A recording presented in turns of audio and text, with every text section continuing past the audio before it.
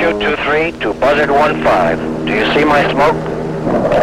Issue 23, I see your smoke now. Do you want it on the smoke? Negative. Put it 10 meters south of my mark. You're cleared for your first run.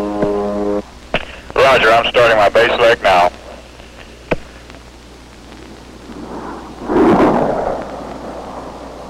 This is a strike aircraft doing its job, planting its payload on a small point target somewhere in Vietnam.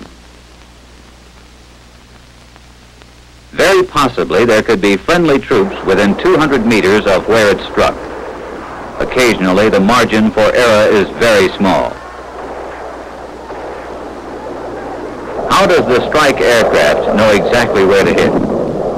The information of enemy activity may come from many sources, but as you have just seen, it is the job of the forward air controller, or FAC for short, to mark the target and to coordinate and direct the airstrike. This is a brief story of America's latest light arm forward air support weapon, Bronco, in action. It is a story of the part played by Bronco in both light observation, forward air control, and tactical air control missions, and was photographed in the Republic of Vietnam.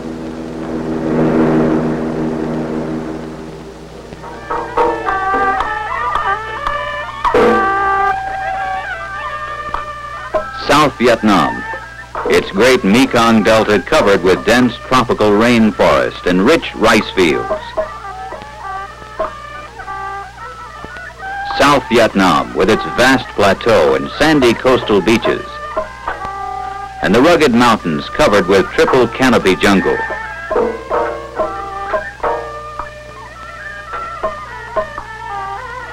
It is subject to constant infiltration by its enemies who can mingle with the friendlies almost unnoticed. It is in this setting that our story begins with a pre-mission briefing for an OV-10 FAC pilot who will seek out targets for air strikes and keep tabs on enemy movements from the air. Have you had any recent activity just to the north of the base here that might be something I could look into for a target? Right. Yeah, Maxwell, we've got reports right here just north and northeast of the base. There's supposed to be a battalion-sized element operating in this area. We'd like for you to take a look around there. Now, right around this area, you can expect some anti-aircraft. We have corroborative reports of 51AA positions in the area. Do you know if they have a bunker complex in that immediate area where the sightings have been? One click east of this other area, there's a large bunker complex, reported to be about 5 or 6 reinforced bunkers and 2 long trench lines, irregular shape, probably about 400 or 500 meters in length. Meanwhile, the Bronco has been fueled and prepared for its mission. Capable of remaining aloft for a good 3 hours, it's carrying a full load of white smoke rockets.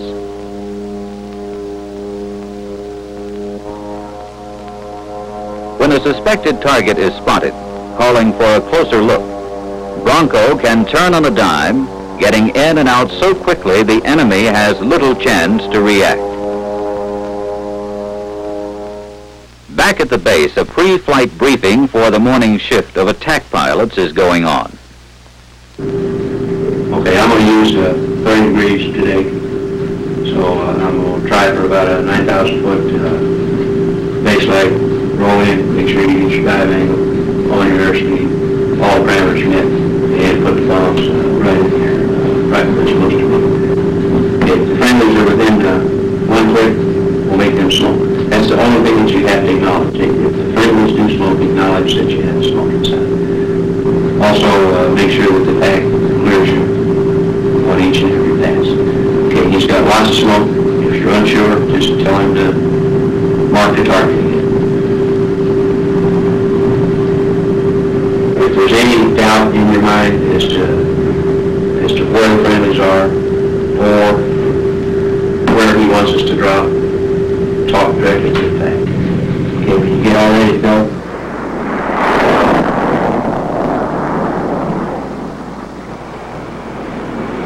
Armed and again aloft, the strike aircraft head for a rendezvous with Tamale, an airborne fact who is orbiting an area where ground troops in the jungle below are pinned down by an enemy force of unknown size. This is Tamale to Delta Hotel. What's the situation down there now? Are you ready for the strike? Roger. Watch for a red marker on target. Friendly position is 10 meters south of yellow smoke. Their dust off choppers are coming in. Roger, I have your yellow in sight. Buzzard 3-1, this is Tamale. I have you in sight. Please stand by. I'm waiting for ground smoke. Tamale, this is Buzzard 3-1. Roger. We'll orbit the area. Delta Hotel, this is Tamale. I'm standing by for your red. Roger, Tamale. There it is. You're cleared for strike. Roger, Delta Hotel. I have your marker now. Buzzard 3-1, this is Tamale. I'm marking now. Your heading will be 360. Okay, there she is.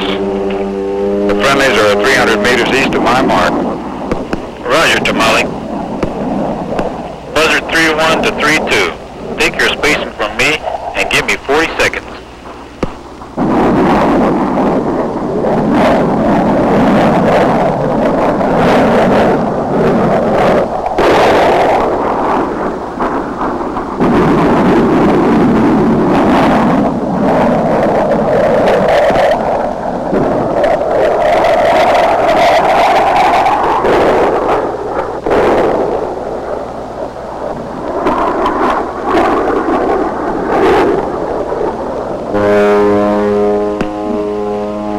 Buzzards, I'm going in for a BDA.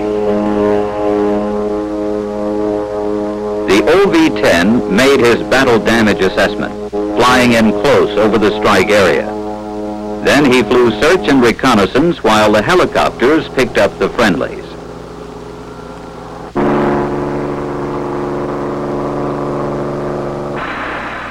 When the strike planes returned to base, they went over the mission in their regular debriefing.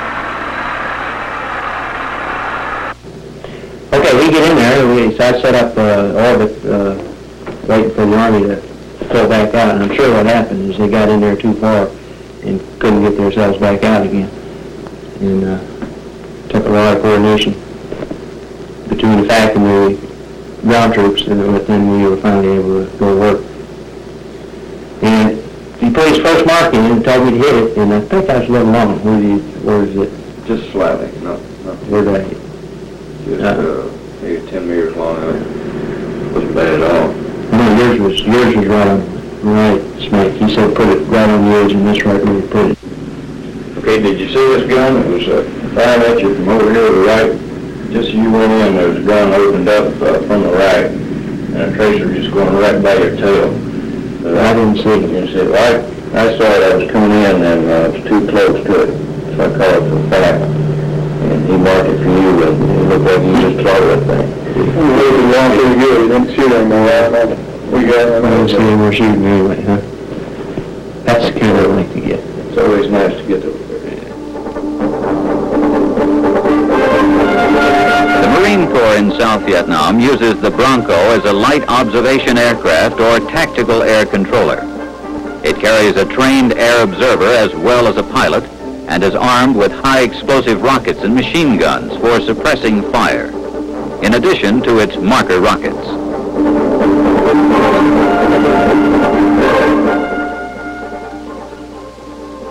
The Marine OV-10 pre-flight briefing varies little from that of the Air Force. I'll get the clearances through 1st Marines area and down to 7th Marines area, probably down Hill 55. And I'll contact the battalions down there for a mission. And then we can proceed here up north, past 1241 up in Happy Valley, down in Mortar for the leaving on Charlie Ridge. Fine, I want to check out that southern part of the Illinois, and I'd like to check out the Arizona area over here. There's a lot of activity there lately. Do we have the time at the end of the mission? The Marble Mountain Marine Air Facility near Da Nang uses OV-10 Broncos and UH-1E helicopters to form a composite squadron. VMO2 maintenance officer Major Bob Smith has both flying and maintenance duties on the Bronco. Bob, I'm sure you've had occasion to perform both minor and major maintenance at outlying fields that have little or no facilities. And I was wondering how that has worked out, especially regarding something like this, an engine change. Well, Ed, that's true. We've had an opportunity to change everything from a hydraulic reservoir and a tire to a complete engine change in the field under more or less primitive conditions, although everything over here is more or less primitive. We've encountered no difficulties. This engine change, which we performed about 3 days ago down at the Anwa Combat Base, worked out very well for us. We took a built-up engine with its prop, a crew of 3, put them on an H-53 in the morning, flew on down to Anwa, changed the engine, rigged it, ran it, had a ferry pilot down there in the afternoon, had the aircraft and the failed engine and the crew back by late afternoon. The whole thing took about 7 or 8 hours. And the aircraft was in an up status when it got back. I'd probably give my right arm at this point to have a full squadron of the OV-10A to play with. I'd probably be able to work 4 hours a day, exclusive of my flying, of course. I think the greatest tribute to the aircraft is perhaps in some of the figures that flight hour figures that we've been able to build up in the first 8 months that we've had them here in country. We've averaged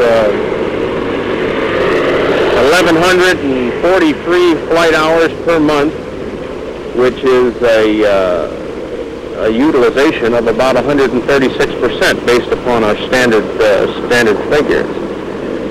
We're pretty well pleased with it. It is evident that the enemy considers the Bronco a real threat to his security. This one was attacked by infiltrating Viet Cong, who hit it with a rocket-propelled grenade. They also placed a satchel charge on the nose wheel of the same aircraft.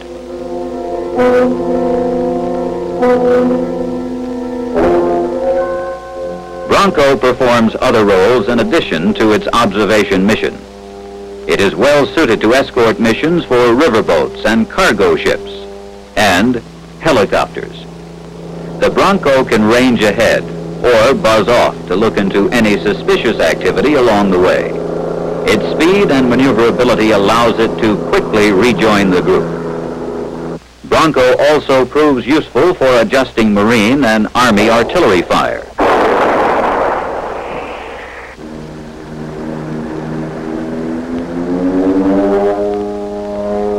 Bronco bridges the gap between the helicopters and the high-performance jets with its ability to maneuver, get in close, look around, and then barrel on out. It's an around-the-clock airplane, and that's what it takes in Vietnam, where most of the enemy activity is at night. Bronco comes in, drops flares to light the target. The jets make their bomb runs while the OV-10 orbits above, watching for evidence of enemy counterfire. And some of the Broncos are getting in a lick of their own on small point targets and troops out in the open. The glamour is for the strike planes, but Bronco is their eyes. And Bronco is in there telling them what, where, and how to find their targets, and how well their targets were hit.